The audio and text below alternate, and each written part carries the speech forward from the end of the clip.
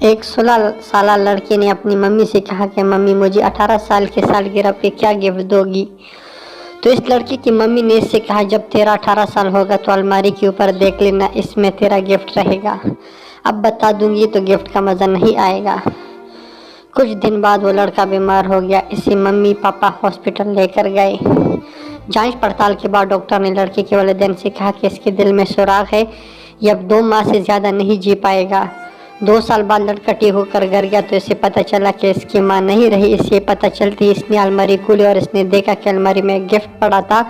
اس نے جلدی سے وہ گفٹ کھولا۔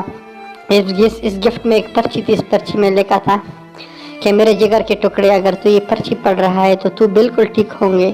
تجھے یاد ہے جب تو بیمار ہوا تھا تب ہم تجھے ہاسپٹل لے کر گئے تھے، ڈاکٹر نے کہا کہ تیرے دل میں سوراخ ہے، تو اس دن میں بہت روئی اور فیصلہ کیا کہ میں اپنا دل تجھے دوں گی۔ یاد ہے ایک دن تو نے کہا تھا کہ ممی مجھے 18 سال وہ سالگرہ پر کیا دو گی؟ تو بیٹا میں نے تجھے اپنا دل دیا ہے، اس کو ہمیشہ سنبھال کر رکھنا۔ سالگرہ مبارک ہو بیٹا۔ دنیا میں ماں سے بڑا دل کسی کا نہیں، ماں کے دل جیسا دنیا میں کوئی دل نہیں۔ اللہ تعالیٰ سب کے والدین کو دنیا میں لمبی زندگی عطا فرمائے، آمین ثم آمین یا رب العالمین۔